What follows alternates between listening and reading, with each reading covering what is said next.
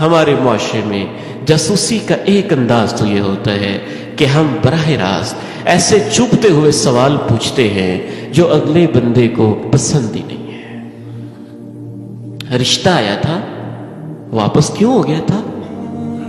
تمہاری بیٹی میں کیا مسئلہ تھا؟ طلاق کیوں ہو گئی تھی؟ منگنی کیوں ٹوٹ گئی تھی؟ وہ کیا مسئلہ ہوا تھا؟ بس یوں ہی چسکے لینا، یہ چسکے لوگوں کے زخموں پہ نمک چھڑک دیتے ہیں، ان کے زخموں کو ہرا بھرا کر دیتے ہیں۔ آپ تنہائیوں میں دعائیں کریں، اللہ ہماری بیٹیوں کو محفوظ رکھے۔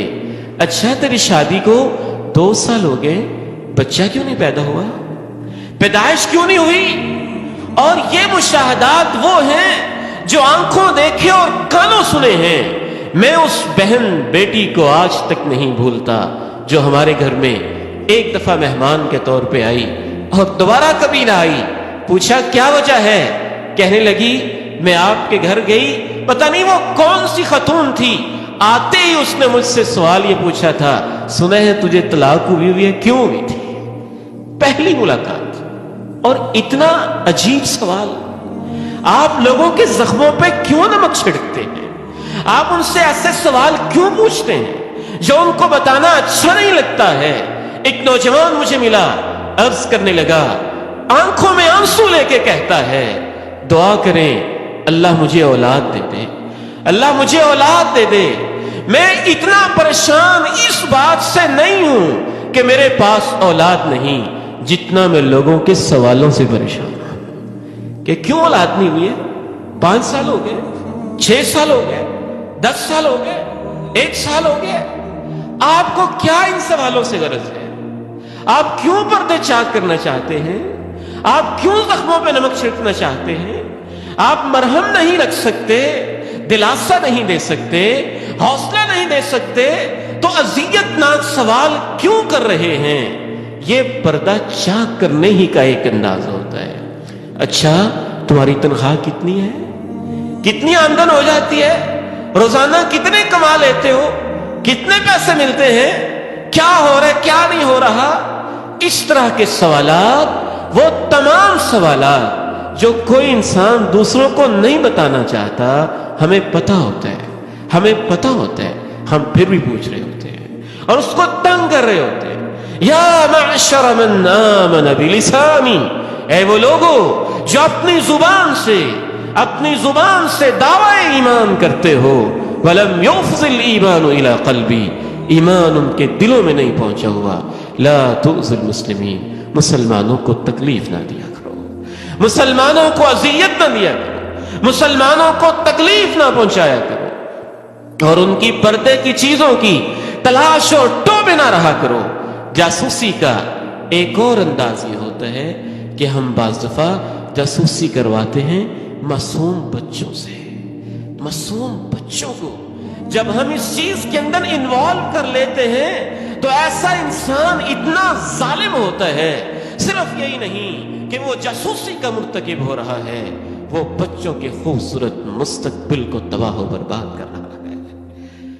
یہ جو گھروں کے اندر سیاستیں چلتی ہیں، بعض دیہاتوں میں، گاؤں میں، شہروں میں، اداروں میں، دفاتر میں، پلازوں میں، مارکیٹوں میں، بازاروں میں، اس کا ایک گھناؤنا انداز یہ ہوتا ہے جاسوسی کا۔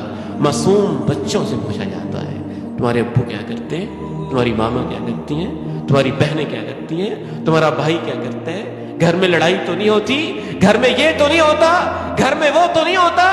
کبھی عورتوں کے ذریعے سے جاسوسی کروائی جاتی ہے، اپنے گھر کی عورتوں کو بھیج کے دوسرے گھر کی عورتوں کے راز معلوم کرنے کی کوشش کرنا، یہ بھی ایک بدترین انداز ہوتا ہے جاسوسی کا جو ہمارے معاشرے میں اپنایا جاتا ہے۔ کبھی ملازموں اور خادماؤں کے ذریعے اور ماتحت لوگوں کے ذریعے جاسوسی کروائی جاتی ہے۔ ملازم سے پوچھتے ہیں تمہارا مالک کیا کرتا ہے، کیسے سلوک کرتا ہے، کیا کھلاتا ہے، کیا پلاتا ہے، کیسے رکھتا ہے، کیا دیتا ہے، کیا نہیں دیتا۔ ملازمین کے ذریعے، ماتحت لوگوں کے ذریعے کبھی ہم جاسوسی کرواتے ہیں، ہمسایوں کے ذریعے، پڑوسیوں کے ذریعے، ان کے ذریعے سے اور ان کے توسط سے اندر کے حالات کی ٹو کرنے کی کوشش کرتے ہیں۔ براہ راست غلط سوال پوچھ کے اور کبھی کسی ذریعے سے جاسوسی کا ایک بدترین انداز کبھی کبھی یہ بھی ہوتا ہے، دروازوں سے جھانکنا، چھتوں سے جھانکنا، ونڈو سے جھانکنا، کان لگانا اور یوں محسوس کروانا کہ بندہ سویا ہوا ہے، اسے تو کوئی خبر نہیں ہے، لیکن باتوں کو سنتے رہنا، دیواروں کی اوٹ میں جاسوسیاں کرنا کتنا خطرناک جرم ہے۔ رسول اللہ صلی اللہ علیہ وسلم صحیح بخاری میں ارشاد فرماتے ہیں، من استمع الى حدیث قوم وهم له کارہون، جس نے کسی گروہ کی بات سنی اور وہ نہیں چاہتے تھے کہ یہ ہماری بات سنیں، تو بندے گفتگو کر رہے ہیں، آپ پڑوس میں جا کے بیٹھ گئے، سنیں کیا کہہ رہے۔ عادت ہے نا، بعض لوگوں میں ڈیولپ ہو جاتی ہے، ہم تو اب تو آئی ٹی کا دور ہے، آئی ٹی کا دور ہے، اور اس میں تجسوسی کے نت نئے انداز متعارف ہو گئے، دوسروں کا ڈیٹا کھولنے کی کوشش کرنا، ان کے موبائل کے ذریعے سے ان کے اندر کے رازوں کو، ان کی کالز کے ریکارڈ کو، ان کے کالز کو، ان کی فون کو، ان کے لیپ ٹاپ کو، ان کے پورے کے پورے جو بھی اکاؤنٹس ہیں، اکاؤنٹس کو ہیک کر کے کسی ذریعے سے کال ملائی ہے اور غلطی سے مل گئی، اور آپ خوب کان لگا کے سننے لگے کہ اب گھر میں کیا ہو رہا ہے، یہ کیا باتیں ہو رہی ہیں، یہ سب اس حدیث کی ذیل میں آتے ہیں۔ صحیح بخاری کی عظیم حدیث، آپ نے ارشاد فرمایا، جو کچھ لوگوں کی ایسی باتیں سنتا ہے جو وہ چاہتے ہیں کہ ہماری بات کوئی نہ سنے۔ من استمع الى حدیث قوم وهم له کارہون، جو لوگوں کی ایسی بات سنے جو لوگ چاہتے ہیں کوئی نہ سنے، صب فی اذنیہ الآنک یوم القیامہ، کل قیامت کے دن ایسے جاسوس انسان کے کانوں میں اللہ سیسا پگھلا پگھلا کے ڈالیں گے۔ پورے کر لو اپنے شوق سننے کے، یہ جو تمہارے کان میری حدوں کو پھلانگتے تھے اور وہ باتیں سنتے تھے جو دوسرے نہیں سنانا چاہتے ہیں، جاسوسیاں کرتے تھے، اللہ کے نبی علیہ السلام کی کیا عظیم تعلیمات ہے، قرآن کتنی عظیم کتاب ہے، ہمارے رویے کیسے ہیں۔ کبھی جاسوسی کا انداز یہ بھی ہوتا ہے کہ لوگ براہ راست کسی کے وقت، کسی کے گھر میں ملاقات کے لیے وہ وقت منتخب کرتے ہیں جو افراتفری کا وقت ہو، تاکہ ان کے گھر میں جائیں اور گھر کے راز ہمیں معلوم ہو جائیں۔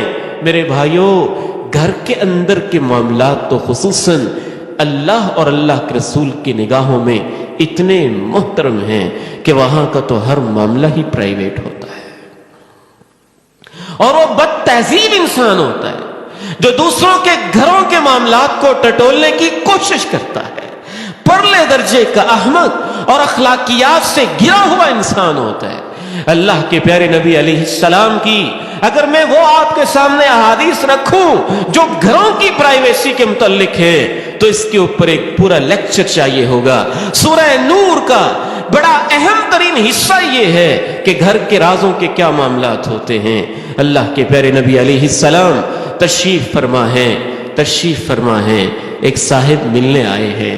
اللہ کے پیارے نبی علیہ السلام کنگھی مبارک ہاتھ میں ہے، سر مبارک میں کھجا رہے ہیں، اور وہ یوں آپ کے حجرہ مبارک میں جو دروازہ ہے اس کے اندر چھوٹا سا سوراخ ہے اور اس سے اندر جھانک رہا ہے۔ اللہ کے نبی علیہ السلام کو پتہ چل جاتا ہے، آپ کہتے ہیں اگر مجھے پہلے پتہ چل جاتا تم میری طرف میرے گھر میں جھانک کے دیکھ رہے ہو، میں اسی کنگھی کو تمہاری آنکھ میں مار کے تمہاری آنکھ ضائع کر دیتا۔ یہ صحیح بخاری کی حدیث ہے۔ گھروں کی پرائیویسیاں کیا ہوتی ہیں؟ اللہ کے بندو، یہ 4 منزلہ گھر کس لیے ہے اگر تم نے اندر ہی جھانکنا ہے؟ یہ بیڈ روم کس لیے ہیں اگر تم نے اندر کے راز فاش کرنے ہیں؟ یہ 4 دیواریاں کس لیے ہیں اگر تم نے ہر گھر کے اندر کی معلومات تک پہنچنے کی ناپاک کوششیں کرنی ہیں؟ یہ محلے کس لیے ہیں؟ یہ پرائیویسی کس لیے ہے؟ یہ ازدواجی معاملات کس لیے ہیں؟ یہ پردے کس لیے ہیں؟ یہ دیواریں کس لیے ہیں؟